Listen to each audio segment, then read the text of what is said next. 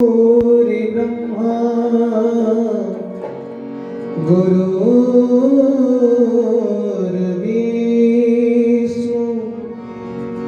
गुरुरेव महेश्वरः गुरुर्साक्षात् परब्रह्म तस्मै श्री गुरुवे नमः। अखंड मंडलाकारं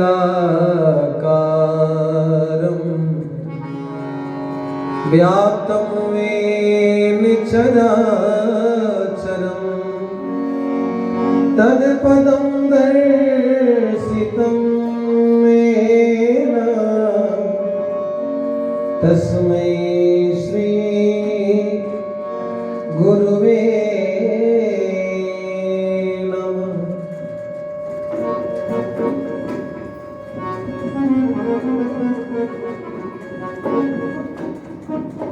सबका काम हो जाएगा, पूरा सबका काम हो जाएगा उससे।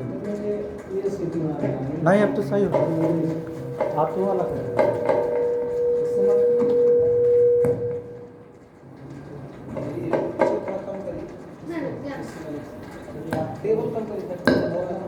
महिमा। हरि ओम हरि ओम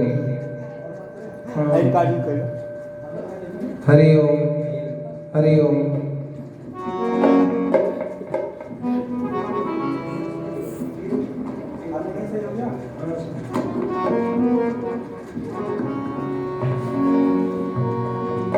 गुरुमूर्ति मुख चंद्रमा नयन युगल चकोर बार बार निरखत रहूं श्री गुरु चरणन की ओर। सरस्वती मैया सुर दीजिए गणपति दीजिए ज्ञान बजरंगी बल दीजिए सद्गुरु दीजिए ज्ञान। सुसूरज से विराजमान परम पूज्य गुरुदेव बंदनी माता जी साक्षात यहाँ पे विराजमान वेद माता गायत्री जी के संग हम लोग बैठे हैं और कार्यक्रम चल रहा है। आइए कार्यक्रम का शुभारंभ हो उसके पहले वंदना की कड़ी में सब सर्वप्रथम उस गुरु की वंदना करते हैं, आराधना करते हैं जिनके सहारा से जीवन बदल गया। जिन जिन लोगों ने गुरु के सानिध्य में गया उनके जीवन की नौका उस पार चली गई, डगमगाई नहीं। आइए हम लोग भी उसी गुरु की सानिध्य में बैठे हैं और वंदना करते हैं। ताली बजाते हुए सभी लोग हमारे साथ साथ में गाएंगे। ओ गुरुदेव तेरा सहारा न मिलता,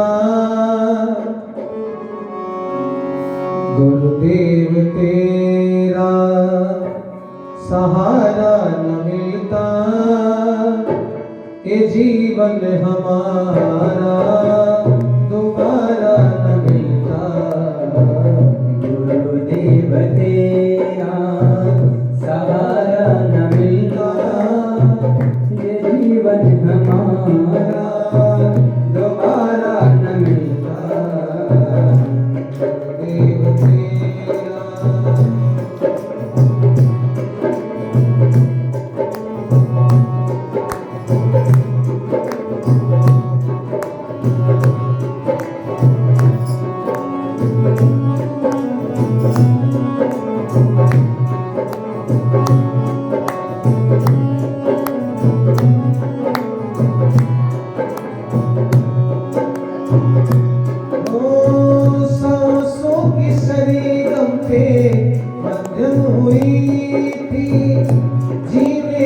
आशा भी धूमिल हुई थी।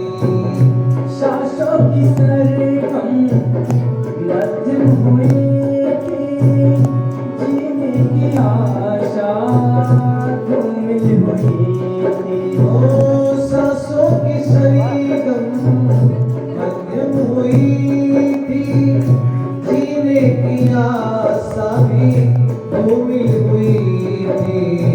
तेरे नाम का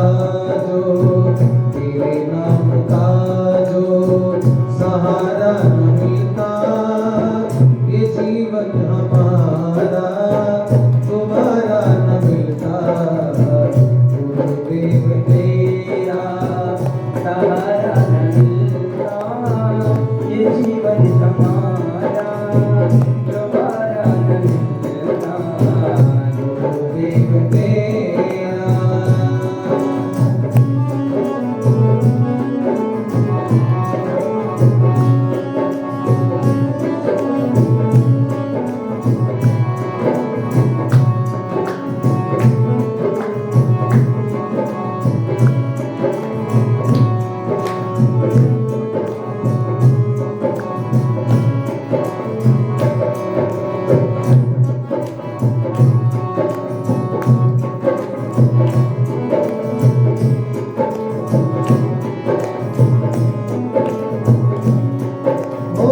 रिश्तों की चौखट पे ठोकर है खाई, अपने परायों की समझ भी न आई। रिश्तों की चौखट पर ठोकर है खाई, अपने पराये की समझ भी न आई।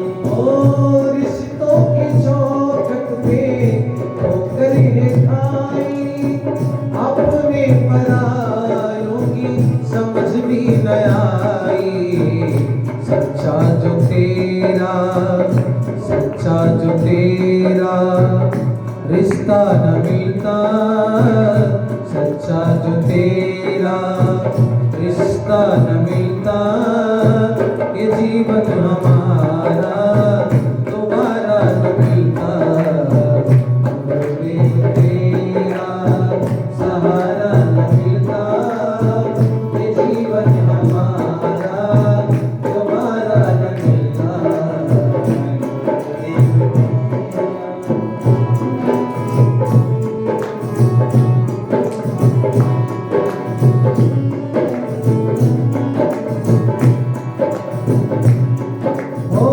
किस्मत की मौजों ने किस्ती डुबोई,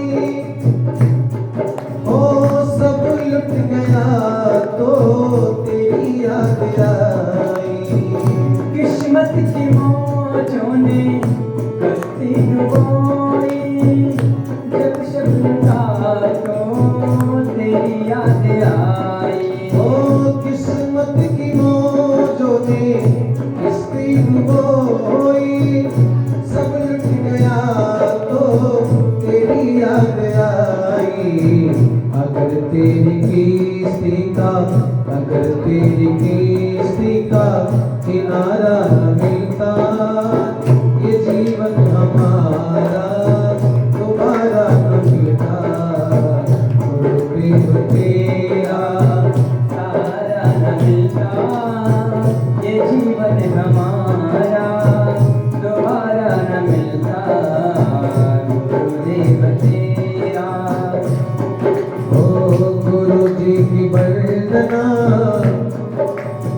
माता जी की वंदना, गायत्री माता तेरी बार बार वंदना।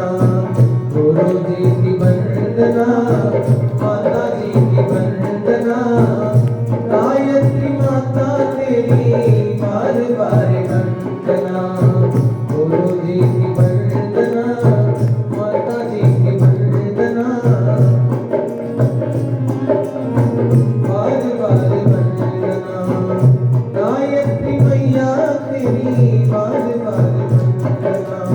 ब्रह्मा जी की वंदना, विष्णु जी की वंदना।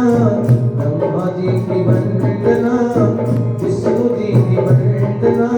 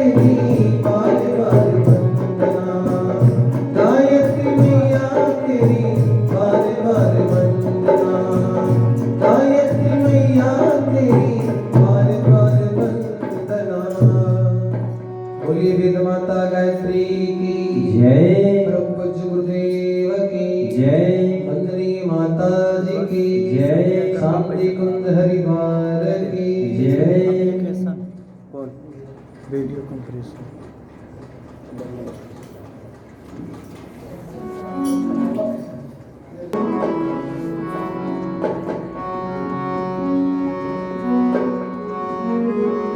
ओम माया तु वरदे देवी त्रयक्षरे ब्रह्मवादिनी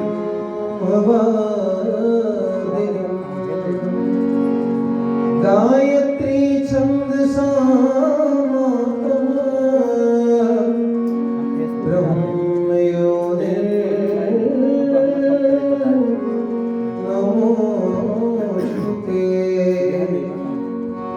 चलेंगे हम जगत जननी माँ तुम्हारे ही इशारों पर न है चिंता की डूबे पहुँच जाए किनारों पर।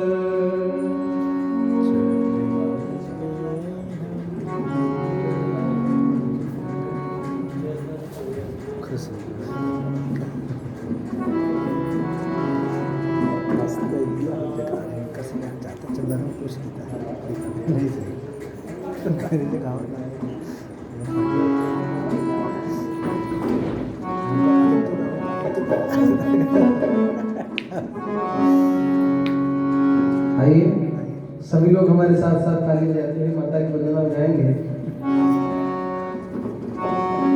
हाथ में कमंडल गजवा मोतियन के हार रूपवा मनवा मोहिला हो बाड़ी हंस पर सवार रूपवा मनवा मोहिला बाड़ी हंस पर सवार रूपवा मनवा मोहिला। हाथ में कमंडल गजवा हाथ में कमंडल गजवा मोतियन के हार रूपवा मनवा मोहिला रूपवा मनवा मोहिला बाड़ी हंस पर सवार रूपवा मनवा मोहिला बाड़ी हंस पे सवार रूपवा मनवा मोहिला।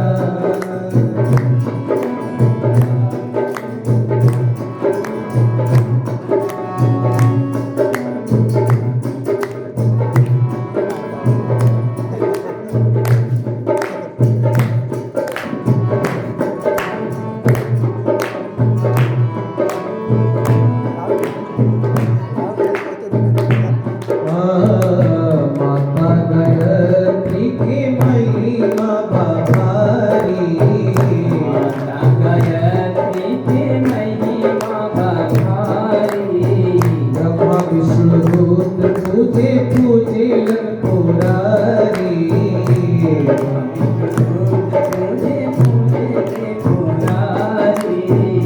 माता गायत्री की महिमा बहारी ब्रह्मा विष्णु रुद्र पूजे पूजे पुरारी। हंस पे सवार होके हंस पे सवार होके हंस पे सवार होके दिहली वरदान रूपवा मनवा मोहिला रूपवा मनवा मोहिला बाड़ी हंस पर सवार रूपवा मनवा मोहिला बाड़ी हंस पे सवार रूपवा मनवा मोहिला।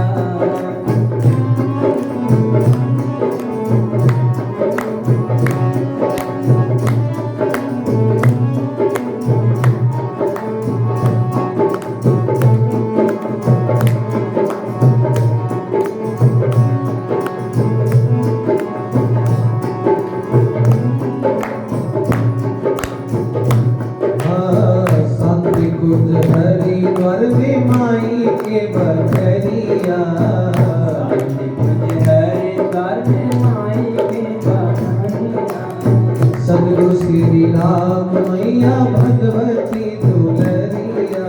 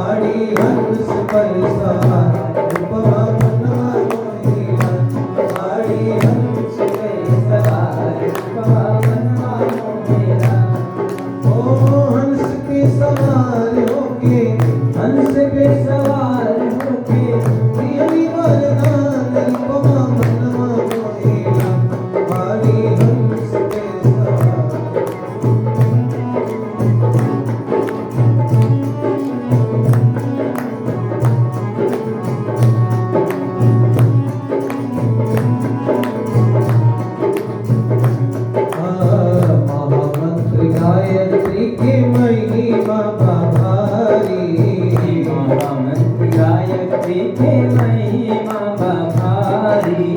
सदगुरु श्री राम कैलन तप बड़ा भारी। श्री राम कैले तप बड़ा भारी। माता गायत्री के महिमा भारी। सदगुरु श्री राम कैलन तप बड़ा भारी। सारे जग में कई दिहलन, सारे जग में कई दिहले, सारे जग में कई दिहले, गायत्री प्रचार रूपमा मनवा मोहेला, रूपमा मनवा मोहेला। पाड़ी हंस पे सवार रूपमा मनवा मोहेला, पाड़ी हंस पे सवार रूपमा मनवा मोहेला। हाथ में कमंडल गरवा, हाथ में कमंडल गरवा, मोतियन के हार रूपमा मनवा मोहेला, रूपमा मनवा मोहेला। पाड़ी हंस पे सवार रूपमा मनवा मोहेला, पाड़ी हंस पे सवार रूपमा मनवा मोहेला, पाड़ी हंस पे सवार रूपमा मनवा मोहेला, पाड़ी हंस पे सवार रूपमा मनवा मोहेला, पाड़ी हंस पे सवार रूपमा मनवा मोहेला। ओम भूर्भुवः स्वाहा तत्सवितुर्वरेण्यं भर्गो देवस्य धीमहि धियो यो नः प्रचोदयात्। ॐ गुरुर्ब्रह्मा गुरुर्विष्णु गुरुरेव महेश्वरः गुरुरेव परब्रह्म तस्मै श्री गुरवे नमः।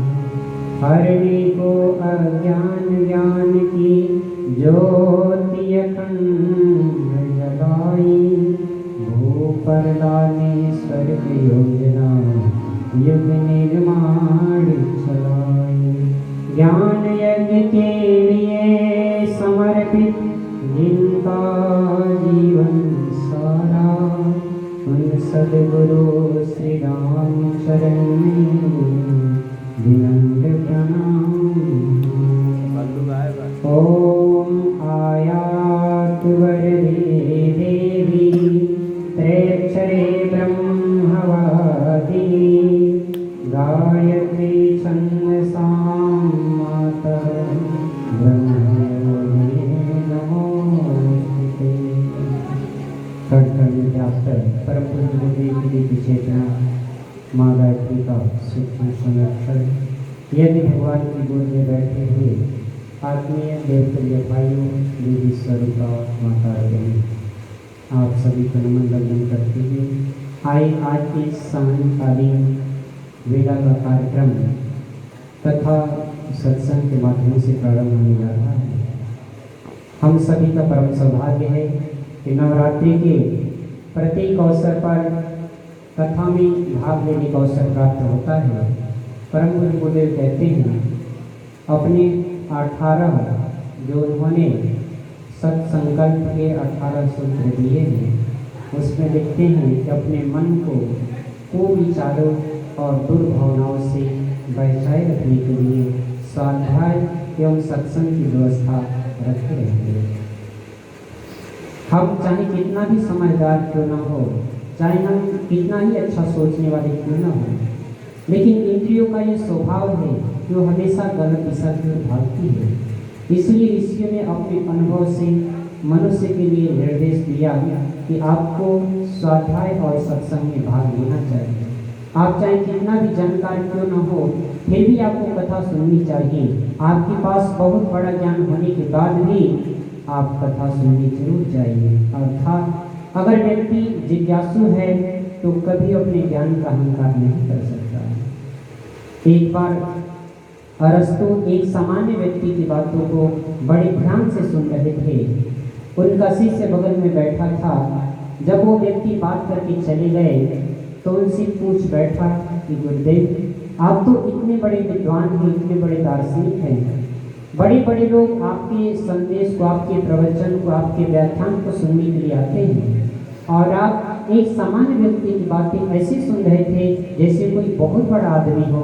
तो उन्होंने कहा, बेटा, मैंने जो कुछ भी जीवन में पाया है, जो कुछ भी मेरे जीवन में आज दिखलाई दे रहा है, मैंने जिज्ञासु विद्यार्थी बनकर के पाया है।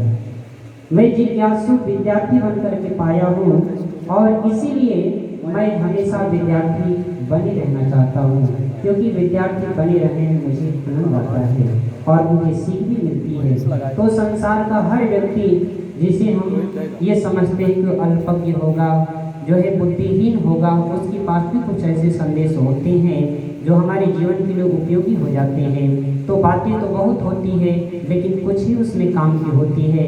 जो हमारे काम की होती है हम उसे अपने साथ ले जाएं, और जो बिना काम के हैं उसे छोड़ जाए। सत्संग में एक भाव प्रवाह पैदा होता है। कहते हैं कि जहाँ पर सत्संग होता है वहाँ पर भगवान की दिव्य चेतना अनवरत कार्यरत रहती है, और उस दिव्य चेतना में बैठे हुए हर व्यक्ति के मन मस्तिष्क में परिवर्तन की तरंगें पैदा करती रहती है। निश्चय ही वो सत्संग माध्यम है जहाँ पर व्यक्ति के विचारों में, व्यक्ति के जीवन में, व्यक्ति के व्यक्तित्व में आमूल परिवर्तन होते रहते हैं। एक बार जो है भगवान कृष्ण इस धरती से जाने का उनका समय करीब आ गया। पांडवों को बुलाए और बोले, भाई अब मेरा समय पूरा हो रहा है, अब मुझे जाना है। पांडवों ने कहा, भगवान अगर आप जाएंगे तो हम लोग आपके बगैर यहाँ रह नहीं पाएंगे। आपके बिना जो है ये जीवन तो वैसे है जैसे प्राण के बिना शरीर, इसलिए प्रभु हम आपके बिना नहीं रह पाएंगे। भगवान ने कहा, तुम्हारा भी जाने का समय होगा, अपने समय से पूर्व तुम लोग नहीं जा सकते। तो उन्होंने कहा कि हमारा समय कब आएगा? बोले, द्वापर युग का जब अंत होगा, कलयुग का जब आगमन होने वाला होगा, उस समय में तुम लोगों का समय पूरा हो जाएगा। आप अपना पूरा समय मान करके आप प्रस्थान कर सकते हैं। उन्होंने कहा, कैसे पहचानेंगे कि कलयुग आ गया और द्वापर युग चला गया? तो उन्होंने कुछ पहचान बताई।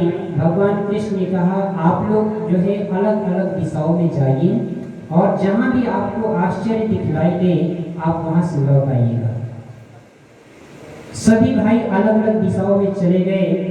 युधिष्ठिर कुछ दूर ही गए थे तो उन्हें 2 सूंड वाला हाथी दिखाई दिया। सोचने लगे कि महाभारत युद्ध में तो हमारी तरफ से भी, कौरवों की तरफ से भी बहुत सारे हाथियों ने भाग लिया था। मैंने जीवन में बहुत हाथी देखी, लेकिन 2 सूंड वाला हाथी नहीं देखी। ये तो हमारे जीवन में पहली बार दिखाई दिया। उसे आश्चर्य मान करके वापस लौट आए। अर्जुन कुछ दूर गए थे तो उन्हें दिखाई दिया कि एक हंस जिसके ऊपर वेद मंत्र लिखे हुए थे वो नोच नोच करके मांस खा रहा था। अर्जुन को बड़ा आश्चर्य हुआ कि मेरा जीवन इतना बीत गया और मैंने हंस तो देखा, लेकिन हंस को मांस खाते नहीं देखा। ये तो हमारे जीवन में बहुत बड़ा आश्चर्य है। लौट करके चले आए। उधर भीम भी कुछ दूर गए थे तो उन्होंने देखा कि एक जगह पर एक पेड़ से 2 हड्डी लटक रही थी और दोनों हड्डी आपस में लड़ रही थी। भीम सोचने लगे कि यहाँ हवा भी नहीं चल रही है, ये हड्डियां आपस में लड़ क्यों रही है। उन हड्डियों को देख करके भीम को बड़ा आश्चर्य हुआ कि बिना हवा की हड्डी कैसे लड़ रही है। वो भी लौट करके चले आए। चल करके भगवान से पूछा जाएगा। उधर जो है नकुल भी आगे बढ़े जा रहे हैं। उन्होंने भी देखा कि एक जगह पर कुआं 4-5 कुएं हैं और उन 4-5 कुओं में से एक कुआं जब उबलता है तो चारों कुआं भर जाता है, और जब चारों कुआं उबलता है तो एक कुआं नहीं भर पाता। बड़ा आश्चर्य होता है कि क्या बात है, एक कुआं के जल से 4 कुआं भर जा रहे हैं, लेकिन चारों कुआं का जल निकल रहा है तो एक कुआं नहीं भर पा रहा है। लौट करके वापस आ गए। जो है उधर सहदेव भी आगे बढ़े जा रहे थे। उन्होंने देखा कि एक बहुत बड़ा पहाड़ टूट करके ऊपर से गिर रहा है। उस पहाड़ को देख करके उन्हें बड़ा आश्चर्य हुआ कि अब ये तो पहाड़ इस धरती पर ऐसे गिरेगा जैसे बहुत बड़ा खाई बन जाएगा, भूकंप और भूचाल आएगा। लेकिन देखते ही देखते जैसे वो पर्वत टूटते हुए नीचे आया, किसी छोटी सी चीज से ठोकर लगी और वो चकनाचूर होकर के बिखर गया। उनको ये कार्य बड़ा आश्चर्यजनक लगा। वापस लौट आए, सभी अपने अपने आश्चर्य को लेकर के भगवान कृष्ण के पास आए और भगवान कृष्ण उनकी जिज्ञासाओं के समाधान के लिए ही खड़े थे। सबसे पहले युधिष्ठिर ने कहा, भगवान, इस महाभारत युद्ध में तो बहुत सारे हाथियों ने भाग लिया, लेकिन मैंने आज तक कभी 2 सूंड वाला हाथी नहीं देखा। ये 2 सूंड वाले हाथी का रहस्य क्या है? भगवान ने कहा, जब कलयुग आएगा तो मनुष्य जो है घोड़मुहा हो जाएगा। घोड़मुहा अर्थात किसी के मुंह पर एक ही व्यक्ति की प्रशंसा करेगा और किसी दूसरे के मुंह पर एक ही व्यक्ति की बुराई करेगा। तो जब ऐसी स्थिति आने लगे तो समझ लेना कि अब कलयुग का पदार्पण हो गया है, अब जाने का समय आ गया।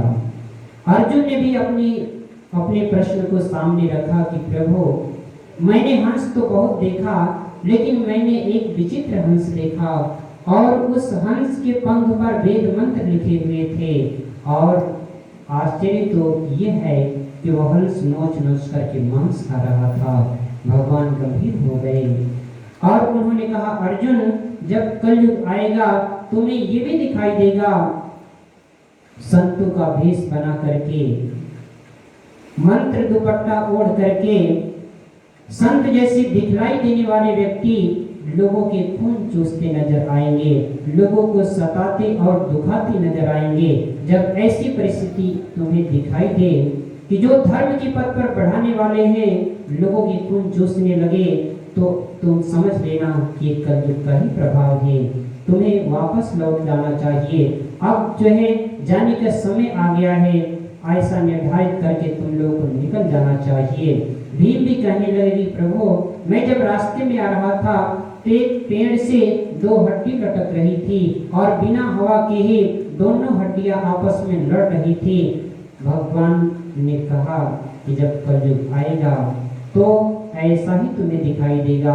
भगवान इसका रहस्य हमें समझाइए। इसका रहस्य ये है कि एक ही माँ के गर्भ से पैदा होने वाले 2 भाई जो बाल्यावस्था में एक दूसरे को बचाने के लिए अपने प्राण तक दे देते हैं, जब वो बड़े हो जाएंगे तो एक दूसरे के जो है हिस्सा के लिए, एक दूसरे के जो है धन को पाने के लिए ऐसे लड़ेंगे जैसे ये दोनों हड्डी लड़ रहे थे। आज वो चीजें समाज में दिखाई देती है। बगल वाले से हमारा संबंध अच्छा रहता है लेकिन अपने भाई से नहीं। बगल वाले से हम बात कर लेते हैं लेकिन अपने घर के लोगों से नहीं कर पाते।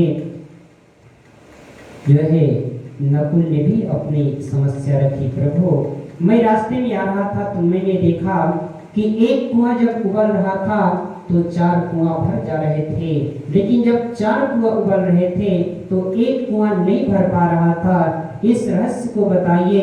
भगवान कृष्ण ने कहा कि जब कलयुग आएगा तो माता पिता जो सभी बच्चों की परवरिश करते हैं, जो सभी बच्चों का जो है पालन पोषण करते हैं, एक माता पिता अपने सभी बच्चों का पालन पोषण तो कर लेंगे, लेकिन सभी बच्चे मिलकर के माता पिता की परवरिश नहीं कर पाएंगे, माता पिता का पालन पोषण नहीं कर पाएंगे। एक बड़ा ही विचित्र घटना है कि एक बूढ़ी माँ थी और उस बूढ़ी माँ के 2 लड़के थे, 2 बेटे थे और उसका पति चला गया था। कुछ दिनों तक तो दोनों में बड़ा प्रेम था और दोनों मिलजुल करके रहते थे।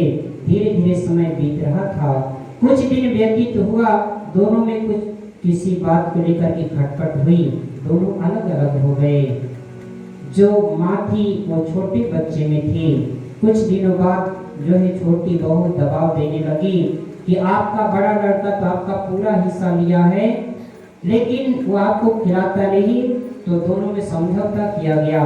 15 दिन आप खिलाएंगे, 15 दिन मैं खिलाऊंगा। 15-15 दिन दोनों में बंटवारा कर दिया गया।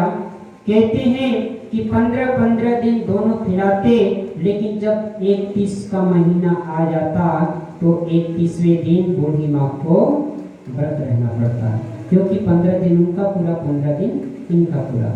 तो ऐसे ऐसे समाज में विचित्र घटनाएं हमें दिखाई आज भी देती है, बहुत सारे जगहों पर दिखाई देती है। सबसे छोटे सहदेव ने अपनी समस्या रखी कि भगवान, मैंने एक बड़ा विचित्र दृश्य देखा, मेरी आंखों के सामने एक बड़ा सा पहाड़ टूट करके धरती पर गिर रहा था। ऐसे लग रहा था कि धरती को रसातल में लेकर के चला जाएगा, लेकिन देखते ही देखते छोटे से तिनके से ठोकर लगी और वो चकनाचूर होकर के बिखर गया। भगवान ने कहा कि जब कलयुग आएगा तो ऐसे भीमकाय शरीर वाले, ऐसे जो है बड़े बड़े प्रभाव क्षेत्र वाले व्यक्ति भीमकाय शरीर में ही, क्योंकि आज के समय में कलयुग में किसी की भीमकाय शरीर नहीं है, बड़े प्रभाव क्षेत्र वाले व्यक्ति, आतंकवादी किस्म के व्यक्ति जो ऐसा लगेगा कि पूरी दुनिया को ही नष्ट कर डालेंगे, पूरे समाज को ही नष्ट भ्रष्ट कर डालेंगे, उनका अंत ऐसे हो जाएगा जैसे कोई सोचा भी नहीं होगा।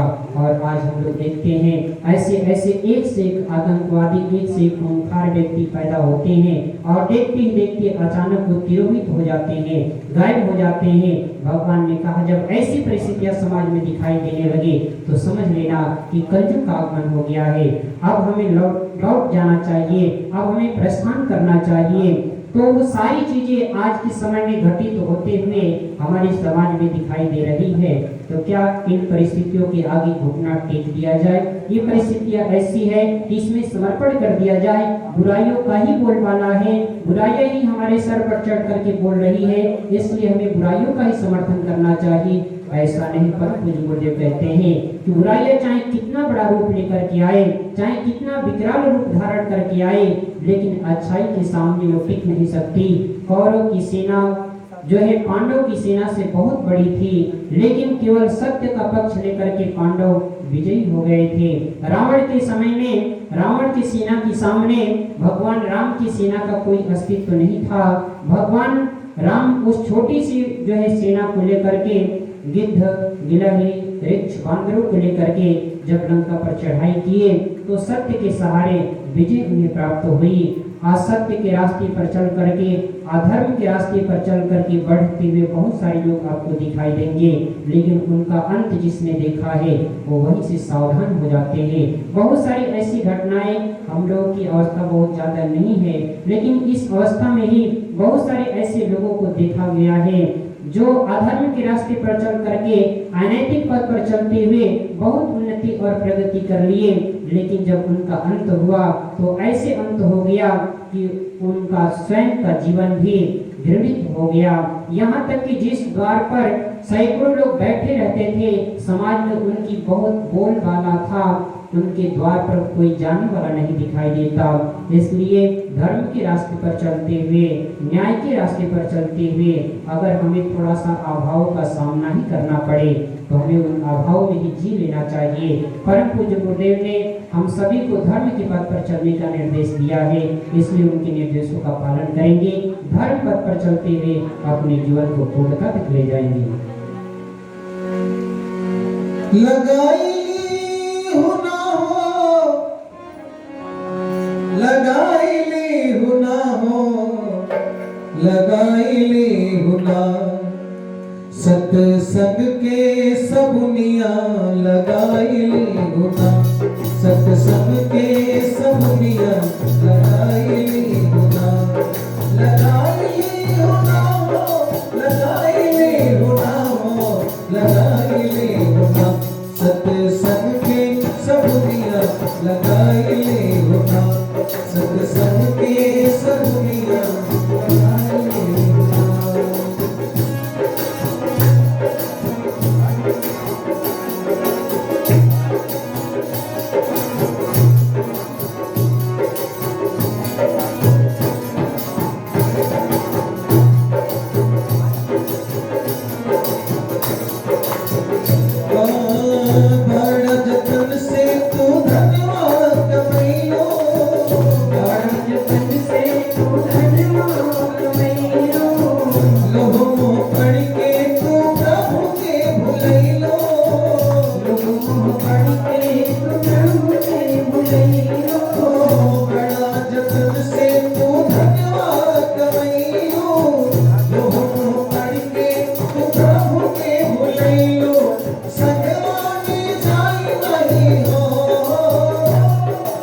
संगवा में जाई नहीं तोरे छजनवा लगाई ले होना सत्संग के सब दिया लगाई ले होना सत्संग के सब दिया लगाई ले होना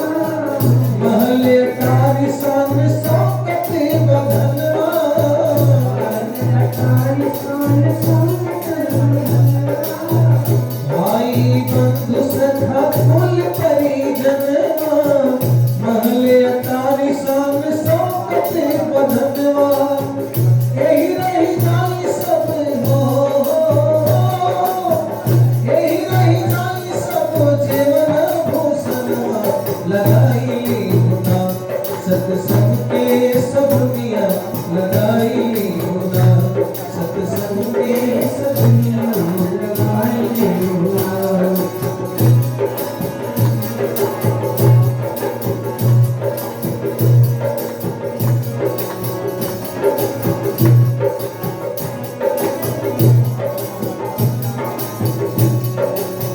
दया धर्म कर मारन जनवा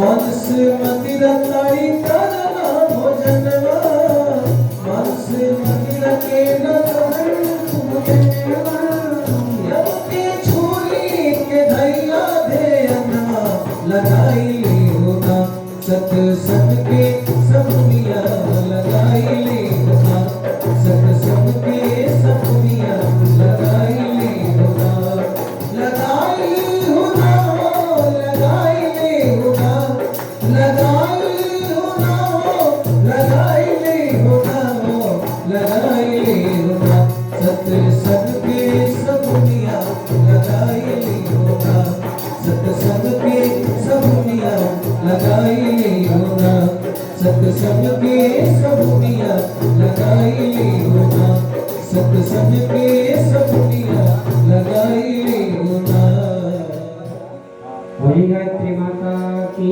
जय।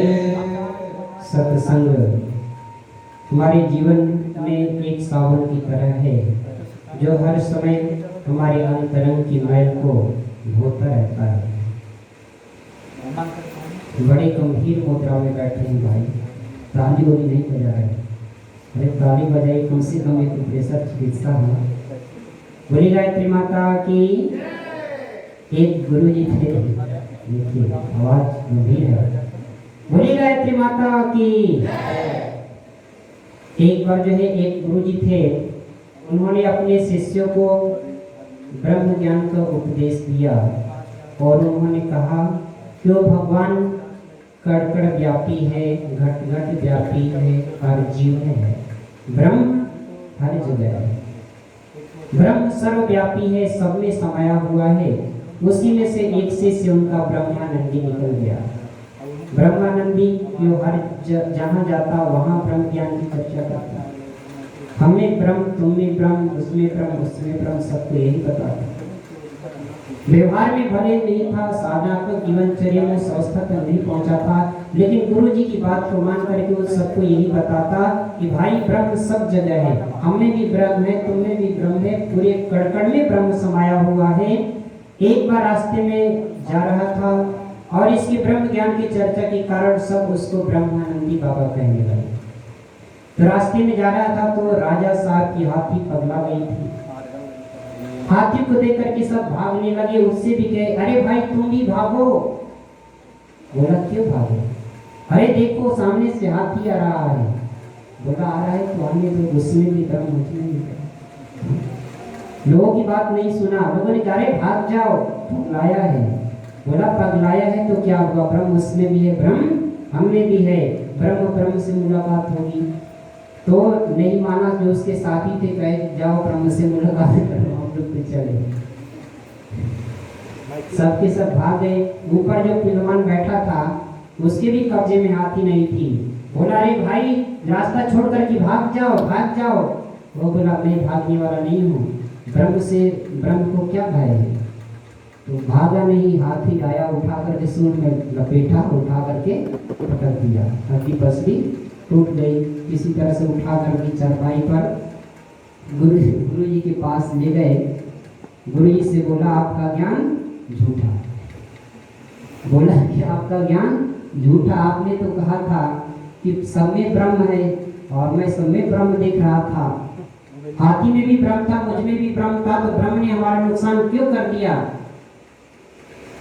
तो गुरु जी ने कहा हाँ मैंने सही कहा था, लेकिन एक ब्रह्म तो आता हुआ दिखाई दे रहा था, लेकिन एक ब्रह्म और था तुम नहीं देखे। हाथी के ऊपर भी एक ब्रह्म बैठा था और वो ब्रह्म कह रहा था कि रास्ता छोड़ दो, तो तुमने उस ब्रह्म की बात नहीं मानी। जब ब्रह्म की बात तुमने नहीं मानी तो ब्रह्म ने ब्रह्म को उठा करके पटक दिया। ब्रह्म ने ब्रह्म को उठा करके पटक दिया। एक ब्रह्म की बात तुमने नहीं मानी तो इसलिए जो है ब्रह्म ने ब्रह्म को उठा करके पटक दिया। कहने का तात्पर्य यह है कि ज्ञान को जो है व्यवहार में उतारा जाता है तो उसका सार्थक लाभ मिलता है, लेकिन केवल एक जो है बनावटीपन जीवन में उस ज्ञान का बनावटीपन अगर लगा दिया जाए तो उससे लाभ नहीं होता। ब्रह्म वास्तव में कण में व्याप्त है, लेकिन उस ब्रह्म को कण में देखने के लिए दृष्टि चाहिए, उस स्तर की साधना चाहिए। जब हम वहां तक पहुंचेंगे तब हम हर जगह ब्रह्म को देख पाएंगे। लेकिन सामान्य जीवन जी रहे हैं, लौकिक जीवन जी रहे हैं और केवल कह देने मात्र से ही कि हर जगह ब्रह्म है। हाँ हर जगह ब्रह्म तो है, लेकिन आप हर जगह ब्रह्म को देख पा रहे हैं क्या? शब्दों से नहीं, अनुभव से। जिसने अपने जीवन में अनुभव से ब्रह्म को देख लिया तो उसका जीवन बदल जाता है, वो ब्रह्म रूप हो जाता है। उसे प्रमाण देने की जरूरत नहीं पड़ती कि जो है उनको उपाधि लगाया जाए कि ये जो है 1008 श्री हैं। एक बार शांति कुंज में हम लोग संदेश सुन रहे थे तो वहाँ पर जो है नमन नारायण पांड्या जी, आप लोग जो गए होंगे शांति कुंज में उसे जानते होंगे, परिचित होंगे, तो बोले कि भाई जो है आप लोग जो 108 1008 वाली बात सुनते हैं तो इसकी पूरी कहानी जानते हैं? हम लोग गए नहीं, हम लोग नहीं जानते हैं। तो बोले कि जो है एक शिष्य था, उसने अपने गुरु जी के नाम के सामने एक श्री लगाया, तो दूसरा सोचा कि हमारे गुरु जी तो उससे बड़े हैं तो श्री लगा दिया। तीसरा सोचा कि हमारे गुरु जी तो इससे भी बड़े हैं तो 108 श्री लगा दिया। चौथा सोचा कि हमारे गुरु जी तो इससे भी बड़े हैं तो 1008 श्री लगा दिया। अब एक सोचने लगा कि ये तो एक के पीछे एक सब लगाते जा रहे हैं, सब फेल करते रहे।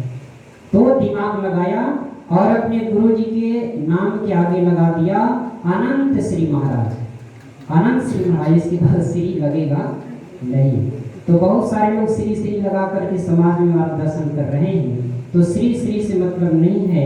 जब हमारे जीवन में वो ज्ञान आ जाएगा तो बिना श्री लगाए भी हम प्रकाशित हो जाएंगे।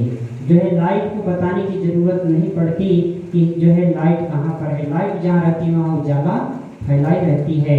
तो अगर हमारे जीवन में ज्ञान का अभ्युदय हो जाता है, हमारे जीवन में इस कृपा हो जाती है तो उसका प्रभाव अपने आप दिखाई देने लगता है। आसपास के लोग उससे लाभान्वित होते हैं। जीवनचर्या हमारी ऐसी कुछ होनी चाहिए। परम पूज्य गुरुदेव जो है प्रज्ञा पुराण में लिखते हैं कि आज समाज को ज़्यादा खतरा, ज़्यादा समस्या अनपढ़ों से है कि पढ़े लिखों से।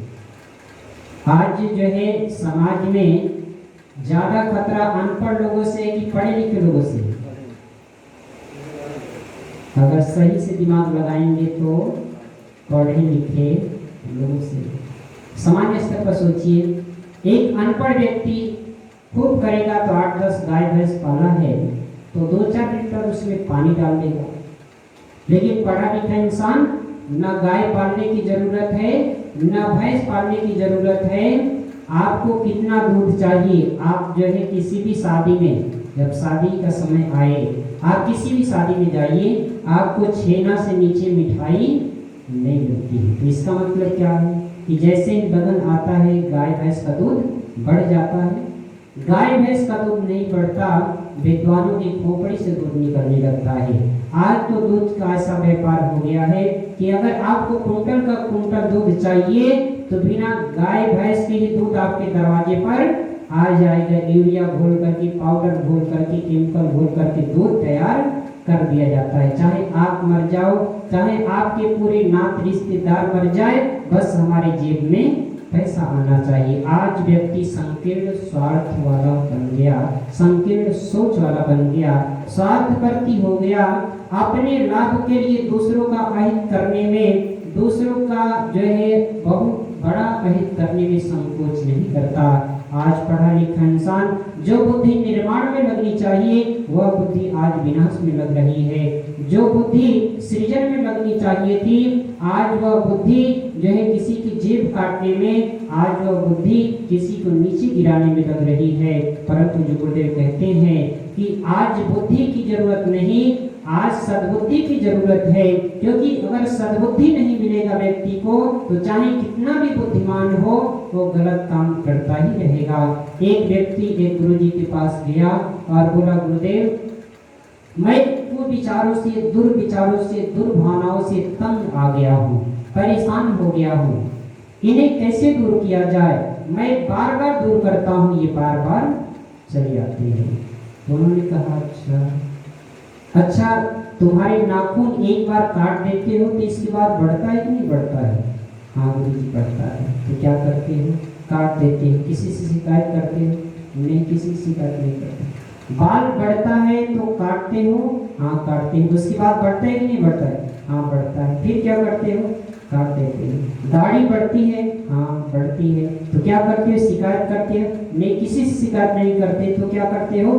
काट देते हैं। जिस प्रकार से नाखून और बाल जो है बढ़ने बंद नहीं होते, उसी प्रकार से हमारे मन मस्तिष्क में बुरे विचार भी आने बंद नहीं होंगे, वो आते रहेंगे।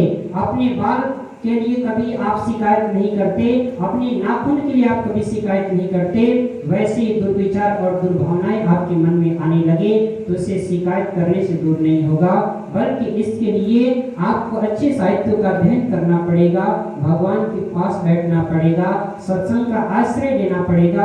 अगर ये आप हथियार आपके पास होंगे तो आप इन कुविचारों को भी काट छाट करके और अपने जीवन को अच्छा बना लेंगे, श्रेष्ठ बना लेंगे। अर्जुन भगवान कृष्ण से कहते हैं कि प्रभु इस मन को तो बस में करना, जैसे एक बोरी सरसों बिखेर दिया जाए, सरसों को छींट दिया जाए और कहा जाए उसे इकट्ठा करिए, जैसे वो असंभव कार्य है वैसे ही मन को भी बस में करना असंभव कार्य है। तो भगवान कहते हैं कि अर्जुन मन को बस में करना कठिन जरूर है लेकिन असंभव नहीं है। मन को बस में करना कठिन जरूर है लेकिन असंभव नहीं है। तो फिर इसे बस में कैसे किया जाएगा? इसको बस में करने के लिए अभ्यास और वैराग्य की जरूरत होती है। अभ्यास, हमेशा अभ्यास करिए। मन के अंदर कुविचार आ रहे हैं तो बार बार प्रयास करिए कुविचारों को हटा करके हम श्रेष्ठ विचार अपने मन में लाए। और निरंतर जो प्रयास करता है, निरंतर जो प्रयास करता है, एक दिन अपने प्रयास में जरूर सफल हो जाता है। वैरागी इस संसार से जो हमारी आसक्ति जुड़ी हुई है, इसकी वास्तविकता को समझा जाए। जिनको हम अपना समझते हैं, जिनसे आज हम मोह लगा करके बैठे हुए हैं, एक दिन वो सभी हमारे हाथ से निकल जाएंगे और खाली हाथ आए थे खाली हाथ जाना पड़ेगा। ये वैरागी का भाव जब मन में व्यक्ति के अंदर आता है तो आसक्ति नहीं बचती संसार से और अपने जीवन में सफल होता हुआ चला जाता है। आज तो छोटी छोटी चीजों से आसक्ति बांध रखी है। किसी व्यक्ति से कहो कि भैया सुरती खाना छोड़ दो, कहेगा भैया अगर आप पूजा पाठ कर रहे हैं तो 150 रुपया हमसे ले लीजिए, लेकिन सुरती हम छोड़ नहीं पाएंगे।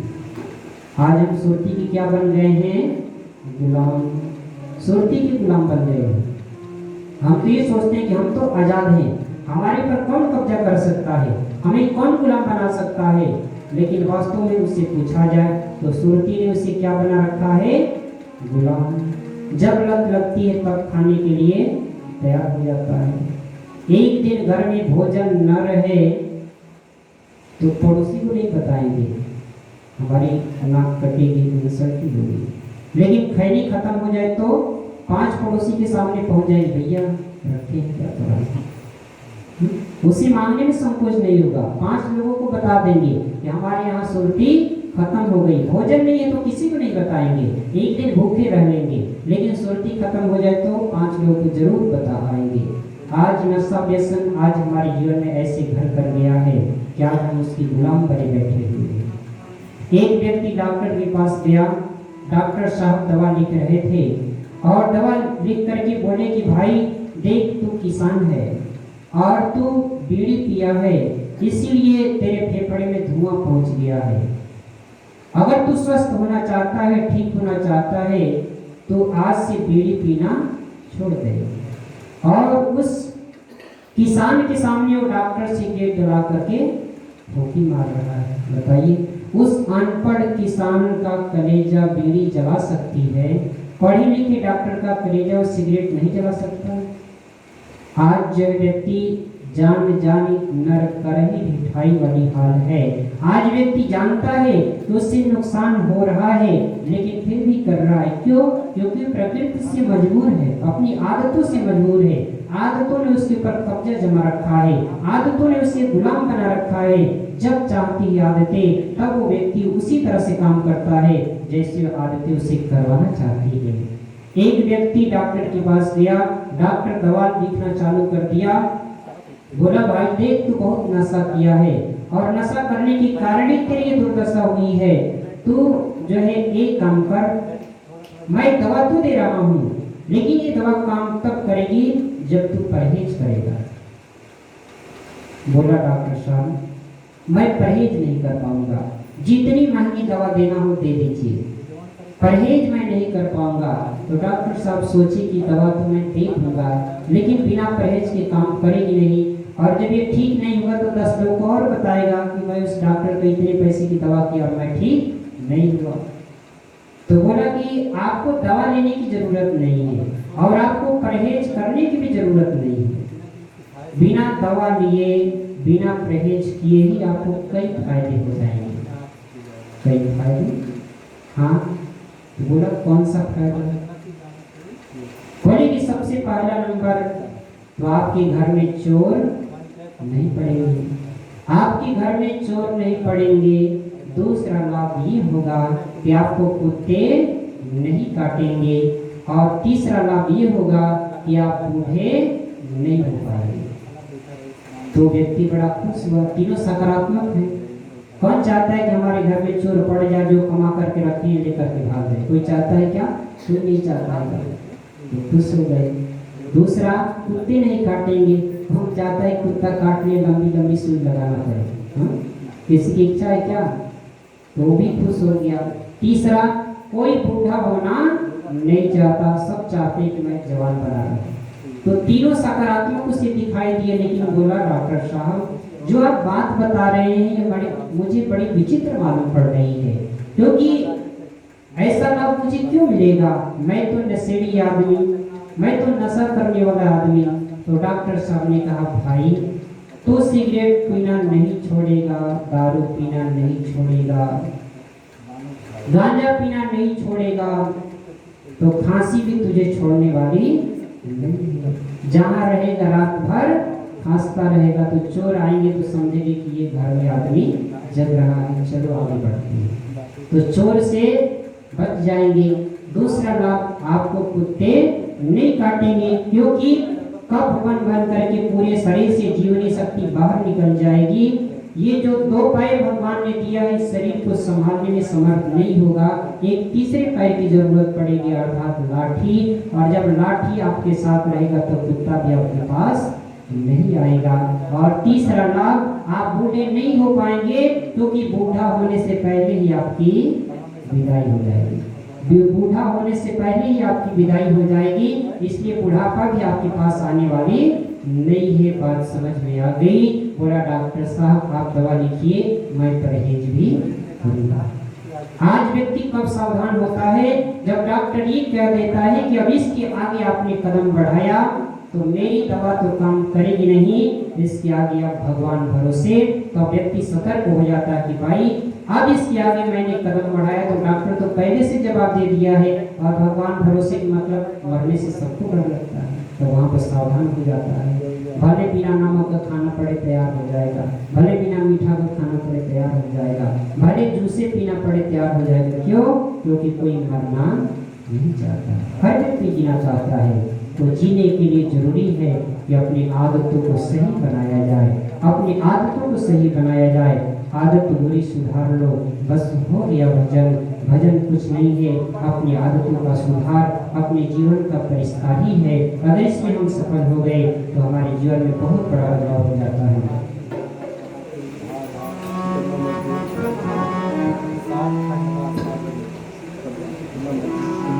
हरि ओम।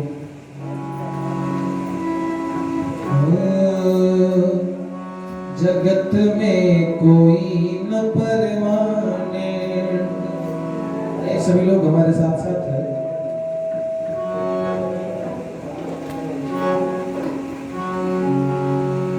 जगत में कोई न परमाने, जगत में कोई न परमाने, तेल चमेली महिमा सा, तेल चमेली महिमा सा, चाहे लगा लो सिर, जगत में कोई न परमाने, जगत में कोई न परमाने।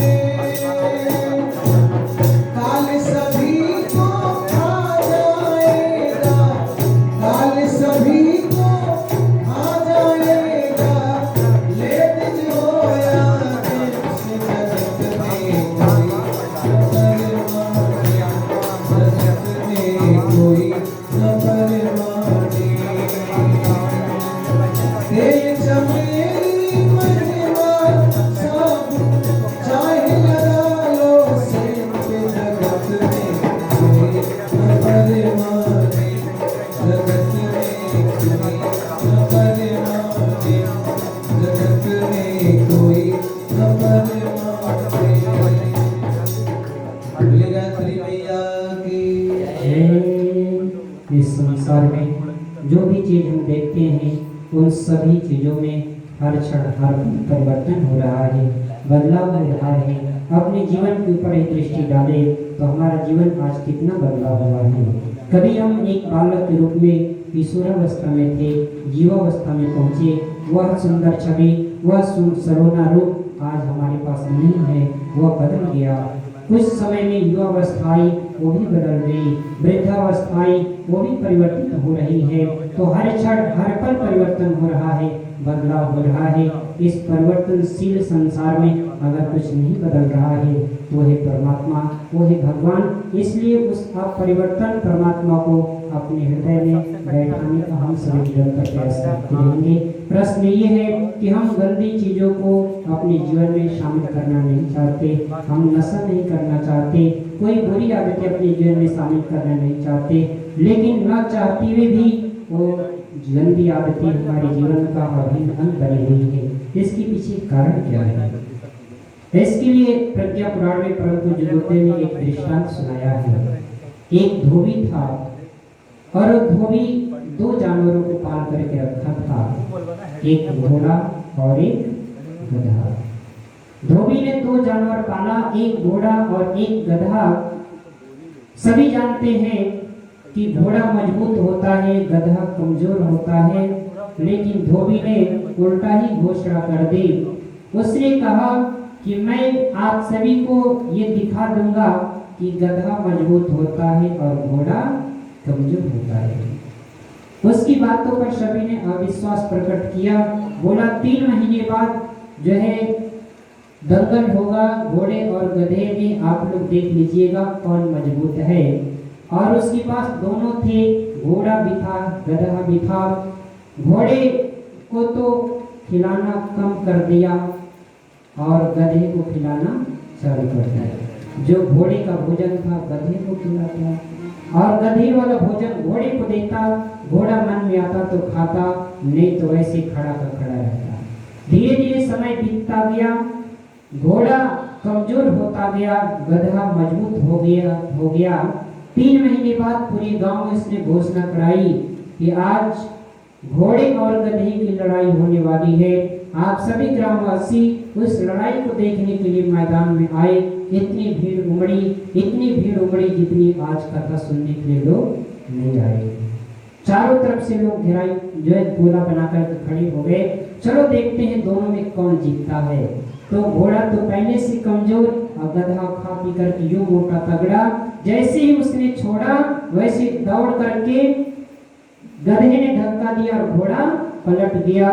धोबी ताली बजाने लगा, वाह मेरा गधा वाह, तूने तो कमाल कर दिया। आज तो तूने वर्षों की धारणाएं जो है पुरानी परंपराओं को तूने तोड़ दिया है। आज तूने पहली बार घोड़े को हराया है। खूब खुश होकर के ताली बजा रहा था, सब लोग ताली बजा रहे थे, वाह धोबी भैया वाह, तुम्हारा गधा तो बहुत मजबूत है। बगल से कुछ गायत्री परिजन जा रहे थे यज्ञ कराने के लिए। देखिए भाई यहाँ पर बड़ी भीड़ है, क्या बात है, चलो चल करके देखते हैं। भीड़ को चीरते हुए अंदर गए तो देखिए धोबी खुश होकर के खूब ताली बजा रहा है। एक तरफ जो है घोड़ा तड़प रहा है और गधा हुंकारे भर रहा है। भैया ने धोबी को खुश होते हुए देखा तो उसके कंधे पर हाथ रखे और बोले, धोबी भैया आज तो अपनी मूर्खता पर कितना हंस रहा है। अरे जितना मेहनत तूने इस गधे के लिए किया है, काश अगर उतनी मेहनत इस घोड़े के लिए किया होता। ये घोड़ा गांव के गधों को नहीं, जिले के गधों को नहीं, पूरे देश के गधों को मारता और तुम्हें विजयी बनाता, तुम्हें पीठ पर बैठा करके घुमाता। लेकिन तूने तो इस गधे को मजबूत बनाया है। ये गधा तेरी ही खबर लेगा। और गधे ने खबर लेना चालू कर दिया। जब 3 लात मारता तो धोबी दौड़े दौड़े जुआड़ी के आटे पर शरण लेता। जब 5 लात मारता तो दौड़े दौड़े जो है शराबी के आटे पर शरण लेता। जब 10 लात मारता तो दौड़े दौड़े मुर्गा और मच्छी के अड्डे पर शरण लेता। गधे ने लत्ती मार मार करके धोबी का चुम्मा निकाल दिया। बड़े विचित्र प्रश्न है ये। जो है धोबी और गधे की कहानी क्यों सुनाई गई? परम पूज्य गुरुदेव कहते हैं कि उस धोबी के पास घोड़े और गधे थे। हम इंसान भी एक धोबी के रूप में इस धरती पर आए हैं। परमात्मा ने हमें अवसर दिया है, जाओ मर मर करके इस जीवन को धोते रहना। कोई दाग धब्बे लग जाए बुराइयों का, कुविचारों का, दुर्भावनाओं का, तो उसे धोते रहना। और हम धोबी के पास भी वो दोनों जानवर है, एक घोड़ा और एक गधा। वो कौन कौन से हैं? मन रूपी गधा, आत्मा रूपी घोड़ा, हम सभी के पास है। वो धोबी तो मूर्ख था, उसने मूर्खता में अपने गधे को मजबूत बना लिया, लेकिन हम सभी तो समझदार हैं। हम लोग तो अपने घोड़े को मजबूत बनाते हैं और बनाएंगे। ऐसा ही है ना? हाँ? कि मन की कहना मानेंगे? विचार करिए। अगर विचार करेंगे तो आपकी दिनचर्या लगभग 90% तक मन के लिए ही है, मन के ही दायरे में घूम रही है। आत्मा के लिए तो अगर घंटे भर, आधे घंटे समय निकाल भी लेते हैं तो भी वहां पर मन हमें रुकने नहीं देता। बैठे भले शरीर से है, लेकिन मन अपने चक्कर में ही घुमाता रहता है। तो बताइए, जब मन मजबूत होगा तो मन का कहना होगा कि आत्मा का कहना होगा? हाँ? जिसकी लाठी उसकी भैंस, जो मजबूत रहेगा उसी का कहना होगा ना। तो आज मन मजबूत हो गया है, और मन के मजबूत होने के कारण आज बुराइयां हमारे जीवन के ऊपर हावी है। हम चाहते हैं कि बुराइयां हमारे जीवन में न आए, लेकिन फिर भी हम उन बुराइयों के गुलाम बने हुए हैं, क्योंकि मन हमारा मजबूत है। मन हमारा मजबूत है। पर पूज्य गुरुदेव कहते हैं कि जब हमारा मन मजबूत रहेगा तो हम बुराइयों से नहीं छूट पाएंगे, लेकिन जब हमारा आत्मन बढ़ेगा, आत्मिक विकास होगा, तो धीरे धीरे उन बुराइयों के रहस्य को हम समझ जाएंगे और उनसे बचने के उपाय करेंगे। बहुत सारे लोग तो बुराइयों को समझ ही नहीं पाते, और जो बुराइयों को समझ न पाए उनसे बचने का उपाय कैसे करेगा। और बहुत सारे लोग तो बुराइयां इसलिए कर देते हैं क्योंकि ये हमारी प्रकृति है, ये हमारी आदतें हैं, और वो आदतें ऐसे जीवन में घुल मिल गई है कि चाहे कितना भी बुरा करते रहे उन्हें बुरा मालूम नहीं पड़ता। एक सामान्य व्यक्ति को कहिए कि भैया एक मुर्गी की गर्दन मरोड़ दो, तो उसे मरोड़ने में 10 बार सोचेगा, 10 बार संकोच करेगा, आगे पीछे करेगा, और उसके लिए बड़ा कठिन होगा। लेकिन वही एक कसाई को देखिए, रोज 10 मुर्गे जो है, 10 मुर्गे की जो है मूड़ी मरोड़ता है, गर्दन काटता है। उसके लिए सामान्य चीज है, न उसको पाप मालूम पड़ता है और न उसे बचने की उपाय करता है। उसके लिए तो बस सामान्य जैसे वो काम करते हैं वैसे ही उसके लिए काम है। जब बुराइयां हमारी आदतों का अभिन्न बन जाती है, जब वो आदतों में आ जाती है, तब ये मालूम नहीं पड़ती कि बुरा करने की अच्छा कर रहे हैं। पैरामीटर परमात्मा ने हम सभी के अंतरंग में डाल रखा है।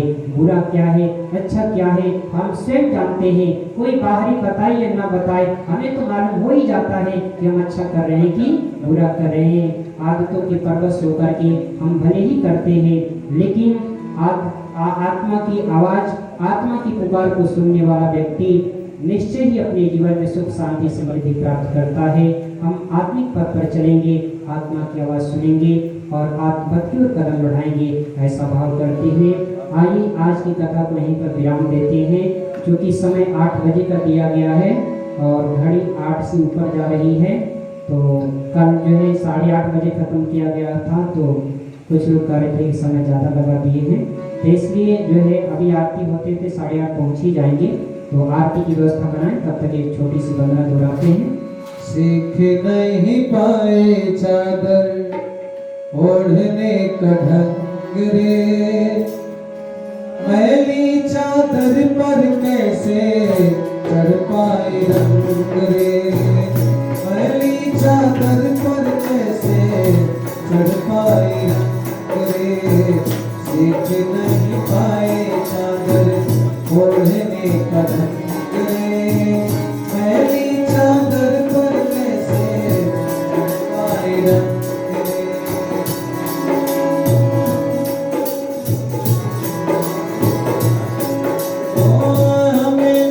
चादर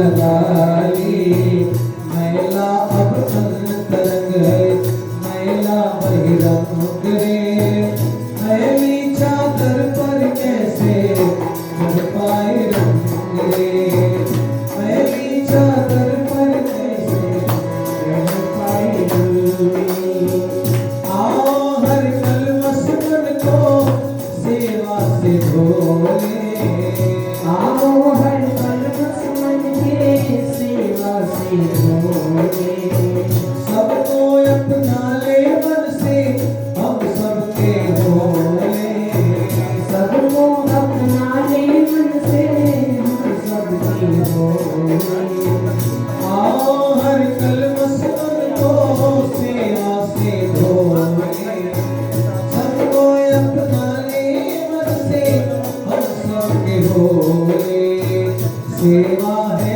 सच्ची पूजा सेवा सत्संग रे सेवा है सच्ची पूजा सेवा सत्संग रे मैली चादर पर कैसे चढ़ पाए रंग रे मेरी चादर पर कैसे चढ़ पाए रंग रे सबका दुख दर्द बताए अपना सुख बाटे सबका दुख दर्द बताए अपना सुख बाटे हृदय हृदय की खाई को हंस करके पाटे हृदय हृदय की खाई को हंस करके पाटे ये नहीं तीरथ चाहे ये नहीं तीरथ चाहे नहाए न गंग रे मैली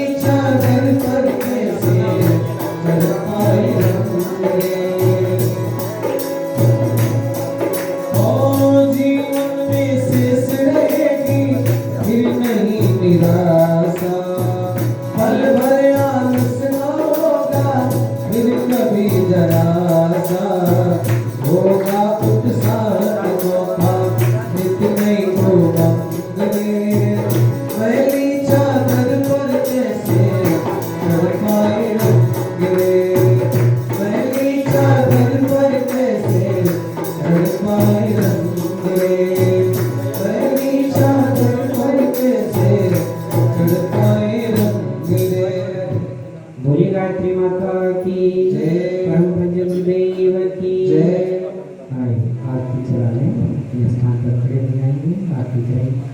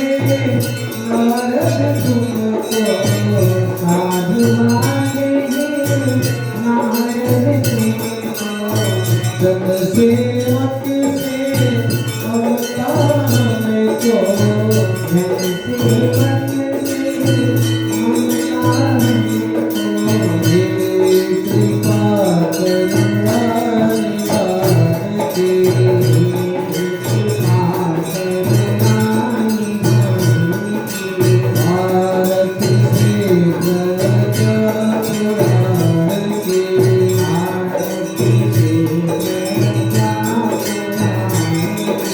युग दशा के दीप ज्ञान की,